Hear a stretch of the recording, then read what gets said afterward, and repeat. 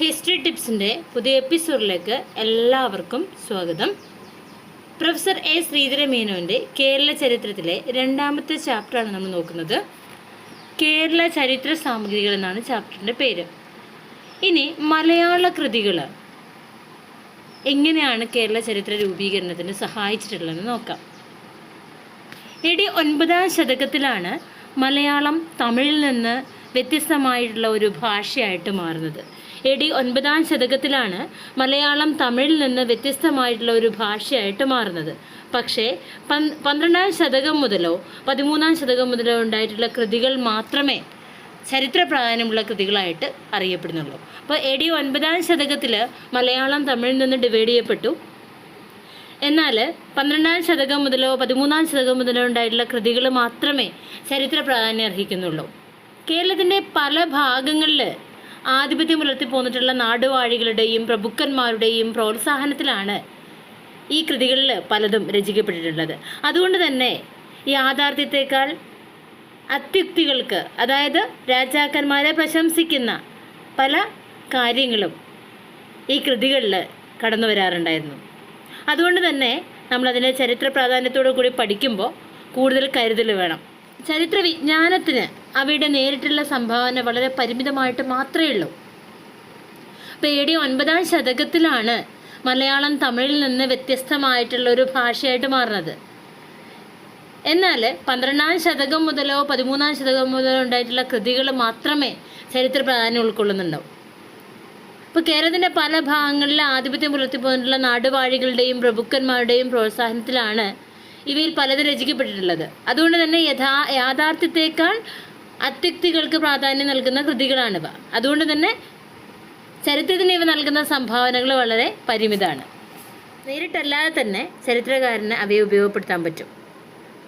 AD 13-ാം ശതകത്തിൻ്റെ ഉത്തരാർദ്ധത്തിലുണ്ടായിട്ടുള്ള Unniyachi ചരിതവും ഉണ്ണിച്ചിരുദേവി ചരിതവും ചരിത്ര മൂല്യമുള്ള ആദ്യകാല മലയാള കൃതികളിൽ പെടുന്നവയാണ്. AD 13-ാം ശതകത്തിൻ്റെ ഉത്തരാർദ്ധത്തിലുണ്ടായിട്ടുള്ള രണ്ട് കൃതികളാണ് ഉണ്ണിയച്ചി ചരിതവും ഉണ്ണിച്ചിരുദേവി ചരിതവും. ഇത് രണ്ടും തന്നെ ആദ്യകാല മലയാള കൃതികളിൽ പെടുന്നവയാണ്. ആദ്യകാലത്തെ പ്രശംസയാർന്ന ദേവദാസിമാരെ കുറിച്ചുള്ള വർണ്ണനകളായിരുന്നു ഈ രണ്ട് കൃതികളും. ആ പ്രാചീന ചമ്പുക്കൾ 13-ാം ശതകത്തിൽ ഉത്തര കേരളത്തിൽ നിലനിന്ന രാഷ്ട്രീയവും സാമൂഹികവുമായ ചില സവിശേഷതകളിലേക്ക് വെളിച്ചം വീശുന്നുണ്ട്. 14-ാം ശതകത്തിൻ്റെ പൂർവാർദ്ധത്തിൽ നിലവിൽ വന്നിട്ടുള്ള എഴുതപ്പെട്ടിട്ടുള്ള അനന്തപുരവർണ്ണനം അന്നത്തെ തിരുവനന്തപുരം നഗരത്തിൻ്റെ ഒരു ചിത്രം നമുക്ക് കാട്ടിത്തരുന്നുണ്ട്.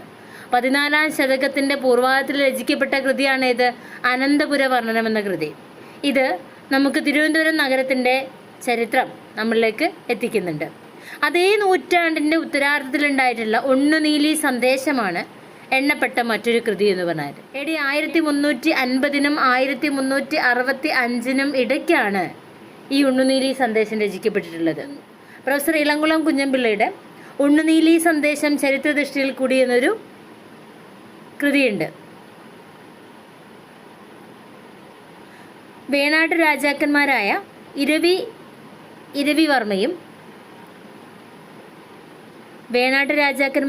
ഇരവിവർമ്മയും ആദിത്യവർമ്മ സർവാംഗനാഥനും യുദ്ധത്തിലും സമാധാനത്തിലും കൈവരിച്ച നേട്ടങ്ങളെക്കുറിച്ച് ഉണ്ണുനീലി സന്ദേശത്തിൽ നിന്ന് മനസ്സിലാക്കാൻ പറ്റുന്നുണ്ട്. വേണാട്ട് രാജാക്കന്മാരായ ഇരവിവർമ്മയും ആദിത്യവർമ്മ സർവാംഗനാഥനും യുദ്ധത്തിലും സമാധാനത്തിലും കൈവരിച്ച നേട്ടങ്ങളെക്കുറിച്ച് ഉണ്ണുനീലി സന്ദേശത്തിൽ പറയുന്നുണ്ട്. കടുത്തുരുത്തിൽ കഴിയുന്ന നായികയ്ക്ക് അവളെ പിരിഞ്ഞ് തിരുവനന്തപുരത്ത് എത്തിച്ചേരാനിടയായ നായകന് അവിടെ നിന്ന് ഒരു സന്ദേശം കൊടുത്തയക്കുന്നതാണ് ഈ സന്ദേശകാവ്യത്തിൻ്റെ വിഷയമെന്ന് പറഞ്ഞാൽ. ഇരവിവർമ്മയുടെ അനുജനായ ആദിത്യവർമ്മ സർവാംഗനാഥനാണ് സന്ദേശവാഹകൻ എന്ന് പറഞ്ഞാൽ. അപ്പോൾ തിരുവനന്തപുരത്ത് നിന്നും കടുത്തുരുത്തി വരെയുള്ള ദേശങ്ങളുടെ ഒരു രാഷ്ട്രീയ ഭൂമിശാസ്ത്രം ഈ കൃതിയിൽ നിന്ന് ലഭിക്കുന്നുണ്ട്. വേണാട്, ഓടനാട്, തെക്കുംകൂറ്, വടക്കുംകൂറ് എന്നീ രാജ്യങ്ങളെക്കുറിച്ചുള്ള പരാമർശങ്ങളിൽ ചില ചരിത്ര വസ്തുക്കളുണ്ട്. 14-ാം ശതകത്തിൻ്റെ ഒടുവിലുണ്ടായിട്ടുള്ള ഉണ്ണിയാടി ചരിതം പെരുമ്പടപ്പ് സ്വരൂപത്തിൻ്റെ ആദ്യകാല ചരിത്രത്തിലേക്കും അത് പെരുമ്പടപ്പും ഓടനാടും തമ്മിലുണ്ടായ ബന്ധങ്ങളെക്കുറിച്ചും പറയുന്നുണ്ട്. AD 1400 കോക സന്ദേശവും പ്രയോജനകരമായ ചില ചരിത്ര വസ്തുക്കൾ നൽകുന്നുണ്ട്. ദൂതനായ ചക്രവാകം അല്ലെങ്കിൽ തിരുവഞ്ചൈക്കുളം എത്തുന്നതിന് മുമ്പ് തൃക്കണ്ണാമതിലകം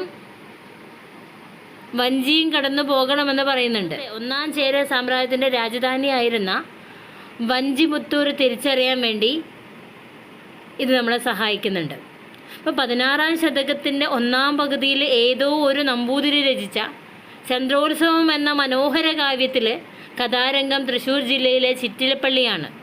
ആ കാലഘട്ടത്തിലെ കേരളീയ ജീവിതത്തിൻ്റെ സാമൂഹികവും സാംസ്കാരികവുമായ പ്രതിച്ഛായ ചന്ദ്രോത്സവത്തിൽ കാണാൻ പറ്റുന്നുണ്ട്. അപ്പോൾ നമ്മൾ പറഞ്ഞു വന്നത് AD 9-ാം ശതകത്തിലാണ് മലയാളം തമിഴിൽ നിന്ന് വ്യത്യസ്തമായിട്ടുള്ള ഒരു ഭാഷയായിട്ട് മാറുന്നത്. പക്ഷെ 12-ാം ശതകം മുതലോ 13-ാം ശതകം മുതലോ ഉണ്ടായിട്ടുള്ള കൃതികൾ മാത്രമേ ചരിത്ര പ്രാധാന്യം ഉൾക്കൊള്ളുന്നുള്ളൂ. കേരളത്തിൻ്റെ പല ഭാഗങ്ങളിൽ ആധിപത്യം പുലർത്തിപ്പോന്ന നാടുവാഴികളുടെയും പ്രഭുക്കന്മാരുടെയും പ്രോത്സാഹനത്തിലാണ് ഇവയിൽ പലതും രചിക്കപ്പെട്ടിട്ടുള്ളത്. അതുകൊണ്ട് തന്നെ യാഥാർത്ഥ്യത്തേക്കാൾ അത്യുക്തികൾക്ക് അമിത പ്രാധാന്യമുള്ള ആ കൃതികളെ ചരിത്ര പഠനത്തിന് പ്രയോജനപ്പെടുത്തുക വളരെ കരുതലോടുകൂടി വേണം. ചരിത്ര വിജ്ഞാനത്തിന് അവയുടെ നേരിട്ടുള്ള സംഭാവന വളരെ പരിമിതമാണ്. നേരിട്ടല്ലാതെ തന്നെ ചരിത്രകാരന് അതിനെ ഉപയോഗപ്പെടുത്താം.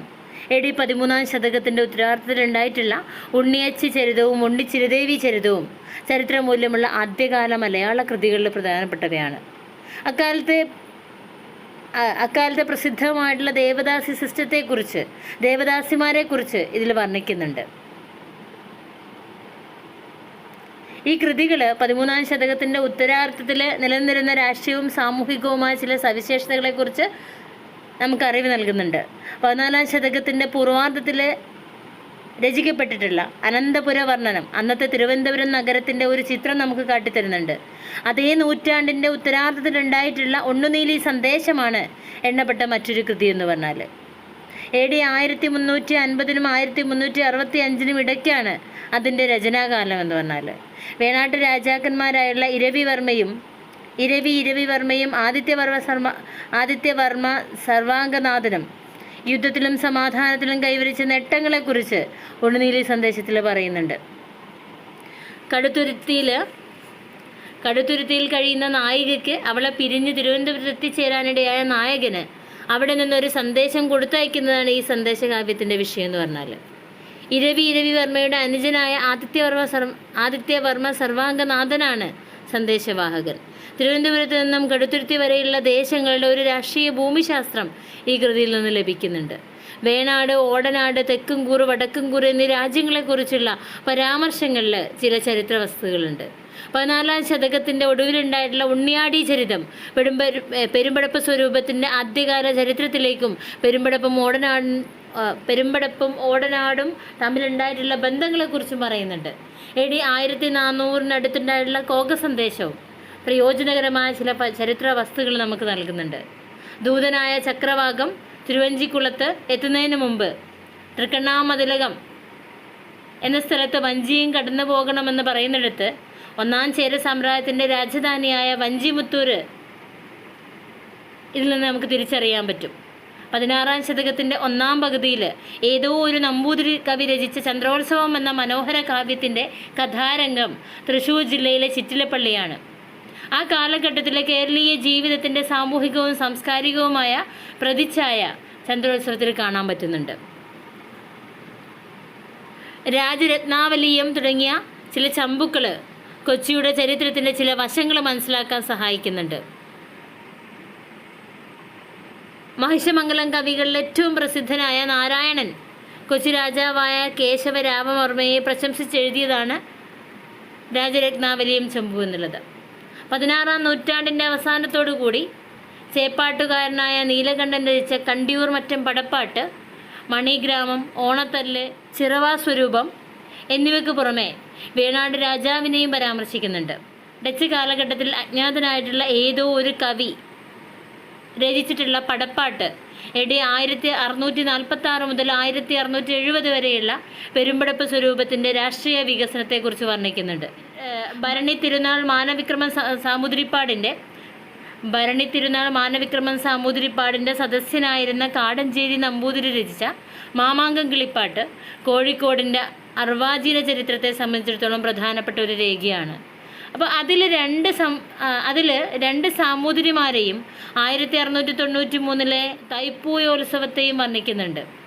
1694 1695 നടന്ന മാമാങ്കങ്ങളും ഈ കിളിപ്പാട്ടിൽ വർണ്ണിക്കുന്നുണ്ട്. കണ്ടർ മേനോൻ പാട്ട്, രാമച്ച പണിക്കർ പാട്ട് മുതലായവ മാമാങ്കത്തിലെ പടവെട്ടി മരിച്ച വീരന്മാരെ പ്രകീർത്തിക്കുന്ന ചാവേർ പാട്ടുകളാണ്. രാമപുരത്ത് വാര്യരുടെ കുചേലവൃത്തവും ഭാഷാഷ്ടപതിയും 18ാം ശതകത്തിൻ്റെ പൂർവാർദ്ധത്തിൽ ആരോ നിർമ്മിച്ച മാർത്താണ്ഡ മഹാത്മ്യവും മാർത്താണ്ഡവർമ്മയുടെ ഭരണചരിത്രത്തെ സ്പർശിക്കുന്നുണ്ട്. കുഞ്ചൻ നമ്പ്യാരുടെ തുള്ളൽ പാട്ടുകൾ 18ാം ശതകത്തിലെ കേരളത്തിലെ പല സാമൂഹിക വശങ്ങളെയും പ്രതിഫലിപ്പിക്കുന്നുണ്ട്. ഇപ്പോൾ രാജരത്നാവലിയൻ തുടങ്ങിയ ചില ചമ്പുക്കൾ കൊച്ചിയുടെ ചരിത്രത്തിൻ്റെ ചില വശങ്ങൾ മനസ്സിലാക്കാൻ സഹായിക്കുന്നുണ്ട്. മഹിഷമംഗലം കവികളിൽ ഏറ്റവും പ്രസിദ്ധനായ നാരായണൻ കൊച്ചി രാജാവായ കേശവരാമവർമ്മയെ പ്രശംസിച്ച് എഴുതിയതാണ് രാജരത്നാവലിയും ചമ്പു എന്നുള്ള കൃതി. 16ാം നൂറ്റാണ്ടിൻ്റെ അവസാനത്തോടുകൂടി ചേപ്പാട്ടുകാരനായ നീലകണ്ഠൻ രചിച്ച കണ്ടിയൂർ മറ്റം പടപ്പാട്ട്, മണിഗ്രാമം, ഓണത്തല്ല്, ചിറവാസ്വരൂപം എന്നിവയ്ക്ക് പുറമെ വേണാട് രാജാവിനെ കുറിച്ചും പറയുന്നുണ്ട്. ഡച്ച് കാലഘട്ടത്തിലെ അജ്ഞാതനായ ഏതോ ഒരു കവി രചിച്ചിട്ടുള്ള പടപ്പാട്ട് AD 1646 മുതൽ 1670 വരെയുള്ള പെരുമ്പടപ്പ് സ്വരൂപത്തിൻ്റെ രാഷ്ട്രീയ വികസനത്തെ വർണ്ണിക്കുന്നുണ്ട്. ഭരണി തിരുനാൾ മാനവിക്രമൻ സാമൂതിരിപ്പാടിൻ്റെ സദസ്യനായിരുന്ന കാടഞ്ചേരി നമ്പൂതിരി രചിച്ച മാമാങ്കം കിളിപ്പാട്ട് കോഴിക്കോടിൻ്റെ പഴയകാല ചരിത്രത്തെക്കുറിച്ച് ഒരു വ്യക്തമായ രേഖയാണ്. അപ്പോൾ അതിൽ രണ്ട് സാമൂതിരിമാരുടെയും 1693 തൈപ്പൂയോത്സവത്തെ വർണ്ണിക്കുന്നു. 1694 95 നടന്ന മാമാങ്കങ്ങളും ഈ കിളിപ്പാട്ടിൽ പറയുന്നുണ്ട്. കണ്ടർ മേനോൻ പാട്ട് 1683, രാമച്ച പണിക്കർ പാട്ട് 17ാം ശതകത്തിൽ. ഇവ രണ്ടും മാമാങ്കത്തിൽ പടവെട്ടി മരിച്ച വീരന്മാരെ പ്രകീർത്തിക്കുന്ന ചാവേർ പാട്ടുകളാണ്. രാമപുരത്ത് വാര്യരുടെ കുചേലവൃത്തവും ഭാഷാഷ്ടപതിയും 18ാം ശതകത്തിൻ്റെ പൂർവാർദ്ധത്തിൽ ആരോ നിർമ്മിച്ച മാർത്താണ്ഡ മഹാത്മ്യവും മാർത്താണ്ഡവർമ്മയുടെ ഭരണചരിത്രത്തെ പറയുന്നുണ്ട്. കുഞ്ചൻ നമ്പ്യാരുടെ തുള്ളൽ പാട്ടുകൾ 18ാം ശതകത്തിലെ കേരളത്തിലെ പല സാമൂഹിക വശങ്ങളെയും കുറിച്ച് പറയുന്നുണ്ട്. ഇത്തരം കൃതികൾക്ക് പുറമെ ചരിത്രരചനയെ പരോക്ഷമായി സഹായിക്കുന്ന പല മറ്റ് കൃതികളും മലയാളത്തിലുണ്ട്. സ്ഥലപുരാണങ്ങൾ, വീരഗാഥകൾ, ഗ്രന്ഥവരികൾ തുടങ്ങിയവ ഇതിൽപ്പെടുന്നവയാണ്. അപ്പോൾ ക്ഷേത്രങ്ങളുടെ ഉത്ഭവവും ആദ്യകാല ചരിത്രവും വിവരിക്കുന്ന രേഖകളെയാണ് ക്ഷേത്രവരികളെന്ന് പറയുക. വസ്തുതകളെ വളച്ചൊടിച്ചും വലുതാക്കിയും വിവരിക്കുന്ന ഈ രേഖകളെ സൂക്ഷിച്ചു വേണം നമ്മൾ കൈകാര്യം ചെയ്യാൻ.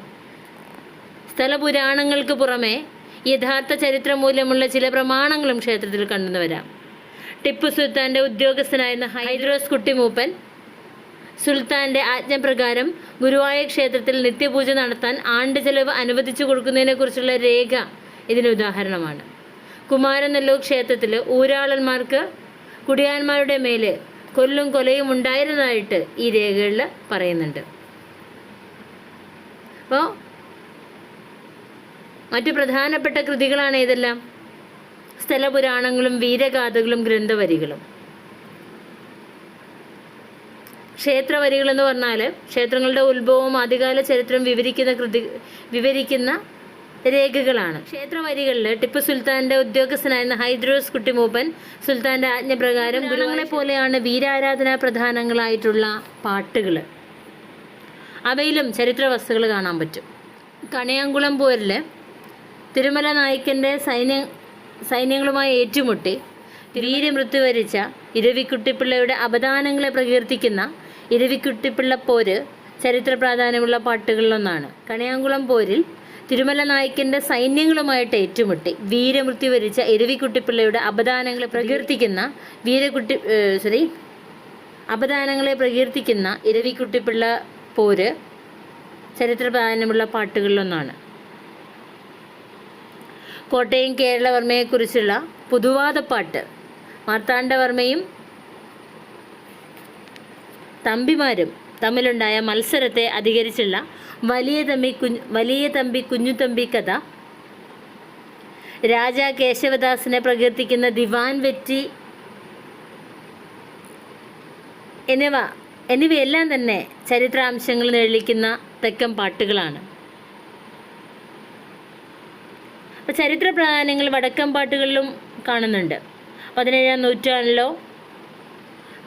നൂറ്റാണ്ടിലോ ഉണ്ടായ ഈ പാട്ടുകൾ മധ്യകാലഘട്ടത്തിലെ പല വീരനായകന്മാരെയും നായികമാരെയും അനശ്വരരാക്കിയിട്ടുണ്ട്. തച്ചോളിപ്പാട്ടുകൾ